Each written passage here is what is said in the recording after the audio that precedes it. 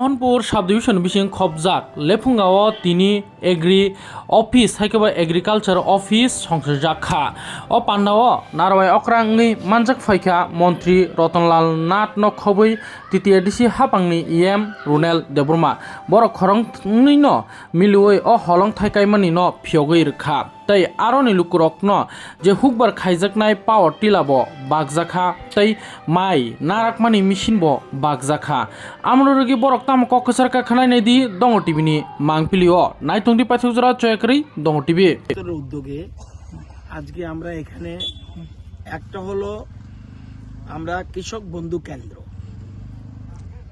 এবং SA office স্থায়ী আবাস কিছুদিন আগে আমরা এই এলাকাকে কৃষি মহকুমা হিসেবে আমরা ঘোষণা দিয়েছি যেটা লেফুঙ্গাকে কৃষি মহকুমা ছিল না, এটা ছিল মোহনপুরের অধীনে। এখন এটা কৃষি মহকুমা লেফুঙ্গা, আর মোহনপুরে একটা কৃষি মহকুমা আছে। তো প্রত্যেক কৃষি আমাদের প্ল্যানিং সারা রাজ্যে ধীরে ধীরে 58টা ব্লকেই আমরা কৃষি মহকুমা করব। এখন বর্তমানে এই পর্যন্ত আমরা 47টা কৃষি মহকুমা করে ফেলেছি, আর কিছু বাকি আছে, এগুলি আমরা ধীরে ধীরে করে নেব। তো মূল উদ্দেশ্য এই যে আধুনিক কৃষি ব্যবস্থায় যারা কৃষি বিজ্ঞানী আছে বা কৃষি এগ্রিকালচার নিয়ে যারা বিএসসি পড়ছে বা আমাদের ট্রেনিং করার পর কৃষকদের দিন দিন নতুন নতুন চিন্তাধারা আসছে এবং অল্প সময়ে বেশি ফসল এবং কোন মাটিতে কি ফসল করা এবং কোন সার দেওয়া, কোথায় জৈব সার দেওয়া, সবগুলি কৃষি বিজ্ঞানীরা জানে। তো আমরা অনেকগুলি স্তর করছি, আগে এগুলি ছিল না। যখন গ্রাম স্তরে আমরা রাখছি পঞ্চায়েত লেভেলে বা ভিলেজ লেভেলে ভিলেজ নলেজ সেন্টার, এর উপরে নিয়ে গিয়েছি ফার্মার নলেজ সেন্টার, এবং এর উপরে রাখছি কৃষক বন্ধু কেন্দ্র। আবার এসএ লেভেলে আমরা রাখছি এগ্রিকালচার কাম রিসার্চ কাম ট্রেনিং সেন্টার। এই ব্যবস্থা করে আমরা কৃষিটাকে, কৃষি যেহেতু আমাদের উন্নয়নের মূল চাবিকাঠি, সেই জন্য আমরা কৃষি ক্ষেত্রে আমরা সবচেয়ে বেশি গুরুত্ব দিচ্ছি। এবং এই যে এরিয়া, এখানে এই লেফুঙ্গা কৃষি মহকুমার অধীনে 10টা গ্রাম ভিলেজ আছে। এই 10টা ভিলেজের লোকদের সবসময় যেন এটিএম বিটিএম থাকে আমাদের, তারা সবকিছু লেটেস্ট খবর জানে এবং কৃষকদের ট্রেনিং দিতে আগের মতো নেই। একদিকে কৃষি যন্ত্রপাতি দেবে, আমরা সার বীজ দেবো, সব কিছু দেবো, এবং সরকার সব কিছু করার জন্য তৈরি আছে, কিন্তু আত্মনির্ভর হতে হবে।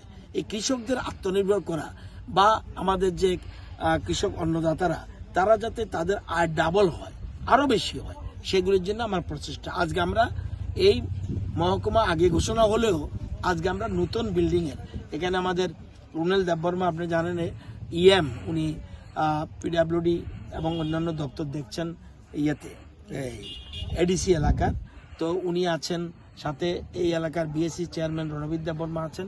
সবাই মিলে আমরা এই জায়গাটার ভিত্তিপ্রস্তর আজকে স্থাপন করলাম, আশা করি। এবং একটা হলো 2,12,00,000, আর একটা হলো 80 লক্ষ। এই দুটো কাজ শুরু হচ্ছে একসাথে, এবং এইখানে আগামী দিন আমরা চিন্তা করছি এটা বর্তমানে আছে যে হাসপাতাল, এটাকেও আমরা পিএইচসি করার জন্য প্ল্যান করছি।